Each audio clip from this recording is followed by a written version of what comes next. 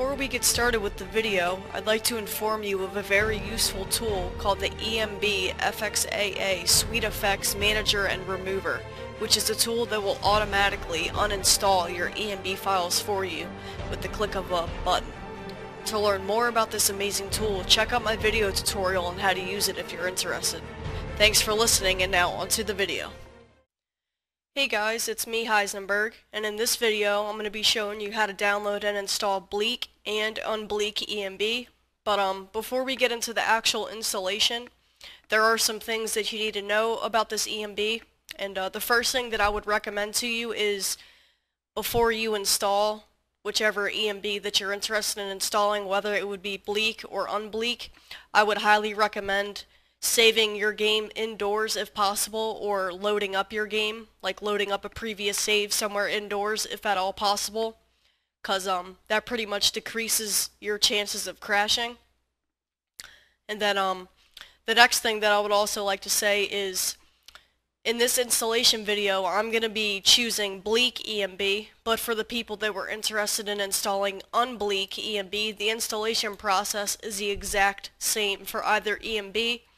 So you could still follow along. You would just obviously download the Unbleak ENB files instead of the Bleak. So yeah, and then the two mods required for either ENB to run properly are Revamped Exterior Fog and Further Dark Dungeons, and there'll be links for both mods in the description that you can click on if you don't already have them activated. And most importantly, Climates of Tamriel, Pure Weather, Purity, and Realistic Lighting Overhaul are not compatible with either ENB, so make sure that you deactivate any of those mods if you're using them. However, both ENBs, you can use ELFX and Real Lighting Skyrim with them if you wanted to, but just make sure that you disable all the mods that I've already mentioned. So yeah, that's really all I had to say before we actually get started. So the first thing that you're going to do is obviously head over to the page, and there'll be a link that you can click on in the description. And when you look at the page, you'll notice that there aren't any actual installation instructions on the page itself. So the first thing that we're going to do is scroll up to the top of the page and click the Files tab. And under Main Files, you'll see a Bleak 269 and an Unbleak 269. Like I already mentioned, I'm going to be choosing Bleak. If you're deciding to choose Unbleak, go ahead and download it manually. And as you can tell by the title, it uses the 269 binary, but we'll get to that in just a second. And then it tells you right here that you need Revamped Exterior Fog and Dark Dungeons. And I already talked about that, so go ahead and click Continue with my download. And it's going to start downloading as an archive file. Like I always mention in my videos, you're going to need either WinRAR or 7-zip or WinZip in order to install an ENB correctly. There'll be links for WinRAR and 7-zip in the description if you don't already have an archive program. So whichever ENB you decided to choose, you should get a pop-up that looks something like this. And when you do, you can hit backspace and drag and drop the archive on your desktop. And what I'm going to have you do now is right-click it, and if you use WinRAR, go ahead and click this third option right here. If you use 7-zip, bring down your menu and click this fourth option right here. And that's basically just going to extract it into a folder, which is what we want. And once you've done that, go ahead and delete the archive. And what we're going to do now is go back to our Internet Explorer, or Chrome, whatever you use, and I'm going to have a link for the ENBdev.com page in the description, so go ahead and click on that. And once you've clicked on the link, it's going to take you to a page that looks like this. Go ahead and click version 269 and scroll down to the bottom of the page and click the download arrow. And make sure that you only click the download arrow and not like a button that's on the top of the screen, because those are just ads. So again, just like we did with the ENB files, you're going to get a pop-up like this, and again hit backspace and drag and drop it onto your desktop and extract it into a folder. So right click it, WinRAR users click this third option, 7-zip users click the fourth option, and you'll be good to go. And once we've done that, we can go ahead and delete the archive for it. Now, remember how I mentioned that there weren't any actual installation instructions on the page? Well, you're going to open up the ENB file for it, and you'll see that there's a README in here, and you can go ahead and open that up, and it'll have all the installation instructions that you need in here. But we can pretty much minimize that for right now. But and you can minimize the ENB folder for right now. What I'm gonna basically do now is I'm gonna show you, or we're gonna locate our Skyrim folder. And if you use Nexus Mod Manager, an easy way to do that is bring up Nexus Mod Manager and click this orange folder in your toolbar up here, and you'll get a drop-down menu. Go ahead and click Open Game Folder, and it'll take you right to it. You'll know you're in the correct place if you see Skyrim Launcher and TESV. If the .exe isn't there, don't worry about that. It's the same thing either way. If you use Mod Organizer, there's unfortunately not a button that I'm aware of that'll take you right to it, but if you look down here at this little toolbar thing, you'll see it'll tell you what letter drive it's on, and then Programs, Steam, Steam Apps, Common, and Skyrim. So it's going to be wherever you installed Steam. So once you get there, it'll pretty much, like I just said, it'll look something like this, and you'll see the Skyrim launcher in TESV. And what we're going to do is we're going to open up the 269 binary folder, and you'll see there's an Injector version and there's a wrapper version. I'm going to have an annotation that you can click on right about now for Injector version installations because I'm not too familiar with them, and I have a friend of mine that has a pretty well-made video on how to do Injector version installations because they are a little different. I'm going to be covering wrapper version, so go ahead and open up the wrapper version. And the two files that we're going to need out of here are the d3d9.dll file and the enbhost.exe file, and we could go ahead and copy those and then paste those into our Skyrim folder. And then we can close out of the 269 binary folder, and we can go ahead and reopen up the Bleak or Unbleak ENB folder, whichever one you're using. And you'll notice that there's a gaming folder, a quality folder, and an optionals file folder. The gaming folder is basically the more performance-friendly version of the ENB, so you know it's good for gameplay, not too heavy on the frames. And then the quality version is for, you know, screen archery, really extreme, really hard on the frames. So this is pretty much just if you want to destroy your frames per second, or like for more high quality screenshots. And then optional files is files for like no film grain and stuff for the letterbox effect. I'll go over that more in just a second. But whichever preset you're deciding to choose, go ahead and open it up. I'm going to be choosing the quality preset, but again, the installation process for either one is the exact same, so go ahead and open it up. And you're going to highlight everything in the folder, and you're going to copy it, and then paste it into your Skyrim folder. And then we can go back to the home page, and what I'm going to do now is open up optional files, and I'm going to go ahead and open up the letterbox options folder. And for the people that don't know, the letterbox effect is basically the effect that I'll just show you. It puts these black bars on the top and bottom of your screen like so. You can see them getting bigger. And personally, I don't like the letterbox effect. I don't know. I just don't like it. So I'm going to go ahead and open up no letterbox, and I'm going to go ahead and copy this folder or file and then paste it into my Skyrim folder. Or actually, no, I did that wrong.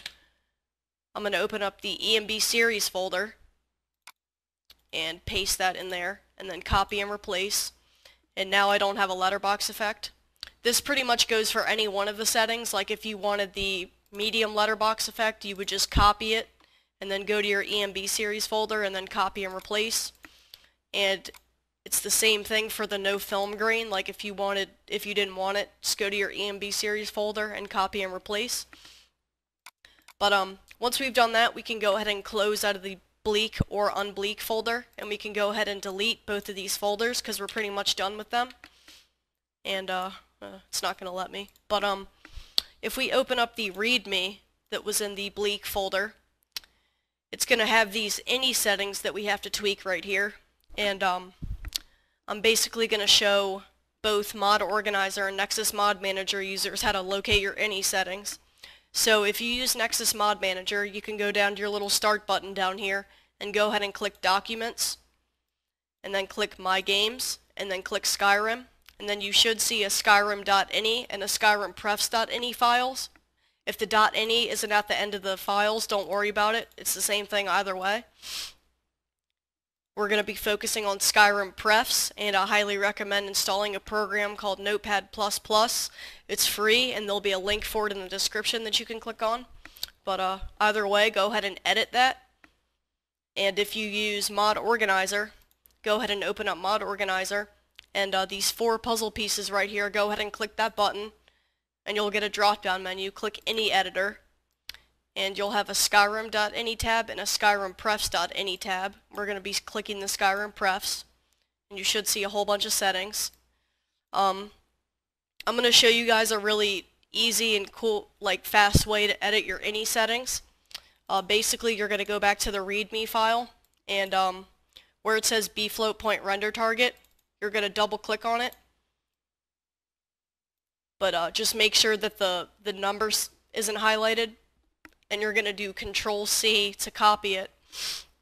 And Nexus Mod Manager users, go back to your Notepad, and then do Control-F to bring up a Find menu, and then Control-V to paste it. I'm not really sure why that just happened. Here, let's try that again. Control-C.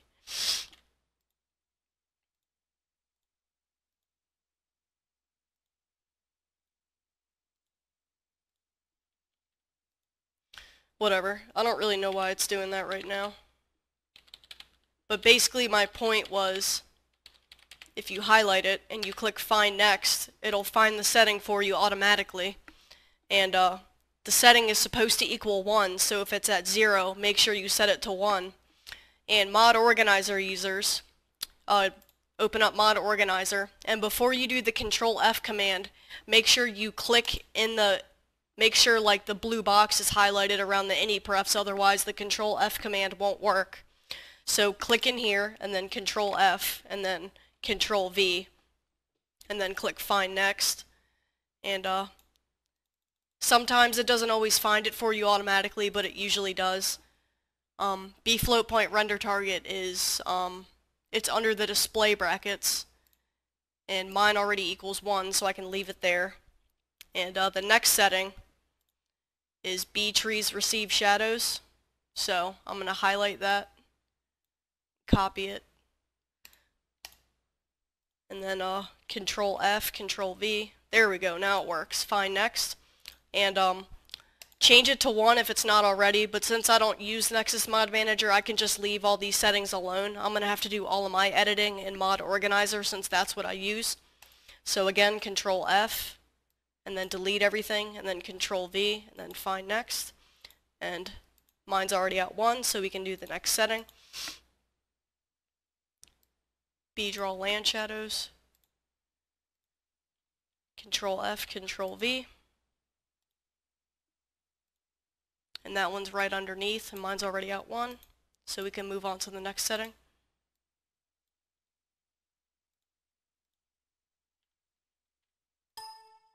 And B-Draw Shadows isn't there by default, so if it says cannot find, just make sure you add it manually and have it equal 1. But again, since I'm not using Nexus Mod Manager, I don't have to add it in the Notepad. I would have to add it in here, but it's already gonna be there. So yeah. So we can go ahead and move on to the next setting. Control-C. Control-F, Control-V. And that one might not be there by default either, so again, make sure you add that.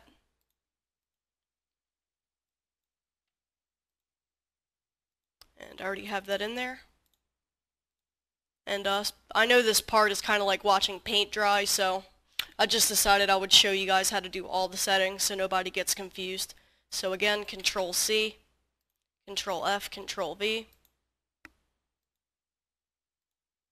Wait, what was that supposed to equal? 0. Okay.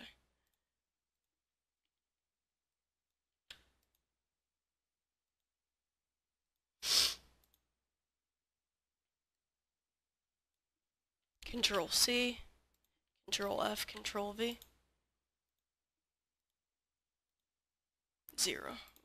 I keep forgetting what it's supposed to equal.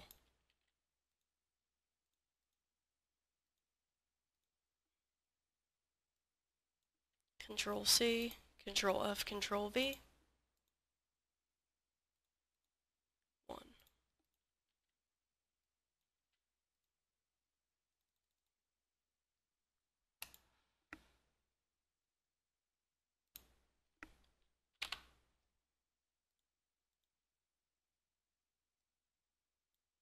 Control C, Control F, Control V. Wait, what was that supposed to equal? 0. Okay.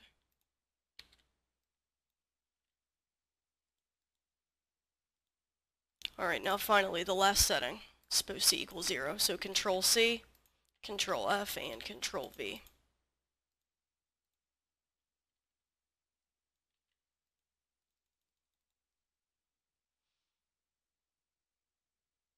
Alright, and that one equals 0. So Mod Organizer users, once you've edited your settings, go ahead and click Save and then Close Out. Nexus Mod Manager users, File and Save, or Control S and then Close Out. And once we've done that, what we can do now is we can go ahead and go back to our Skyrim folder, where we copied and pasted all the ENB files.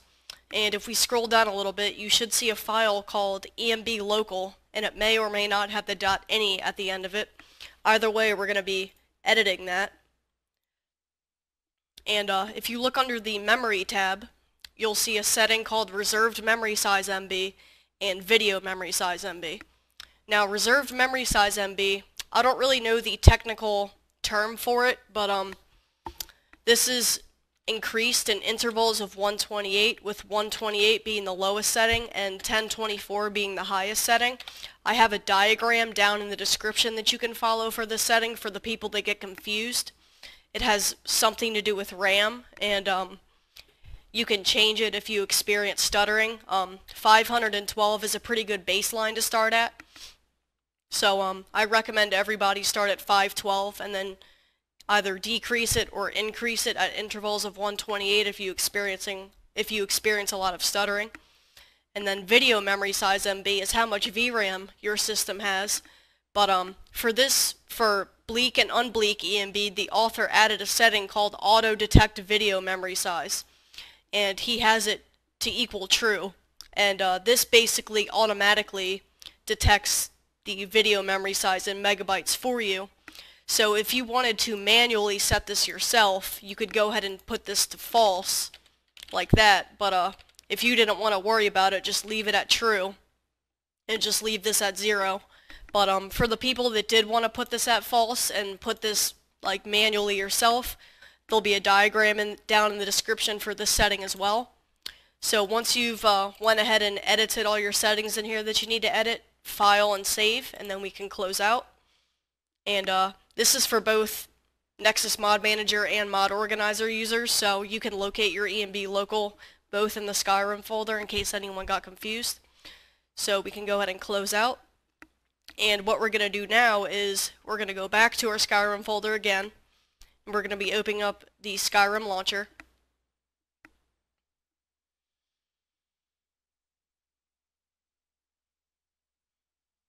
And this might take a second for me since I haven't loaded up Steam yet today. Oh, okay, cool. So once you get your Skyrim launcher to appear, go ahead and click Options.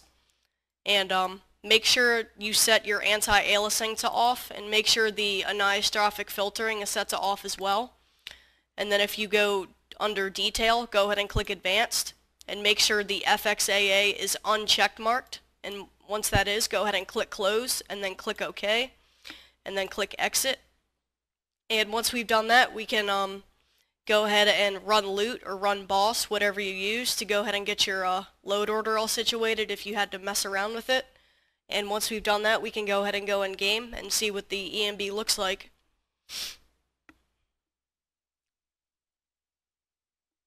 Alright guys, so I'll see you in just a second. I'm going to go ahead and load up my game. Alright guys, so once you've loaded up your game, you should see this message in your top left hand corner. If you don't get that message, you did something wrong. So go back in the video and double check that you've done everything correctly. And then you'll get a yellow message telling you if you press Shift and Enter by default, it'll bring up an editor menu, and this is basically called your GUI menu. And this is how you can tweak the ENB and change whatever you want to change under here. Under the Effects tab right here, you can uncheck and check settings for performance reasons, like if you were having lag or something. And then you would just click Save Configuration and then Apply Changes. And then Shift Enter to get out of it. But and then real quick before I load up my game, if you press the star key on your number pad, it'll bring up a little FPS counter in your top left hand corner up here. So that's a neat little feature for the people that don't have a FPS counter. But so yeah, I'm gonna go ahead and load up my game now, just so you guys can see what this looks like. So yeah, I'll see you guys in just a second.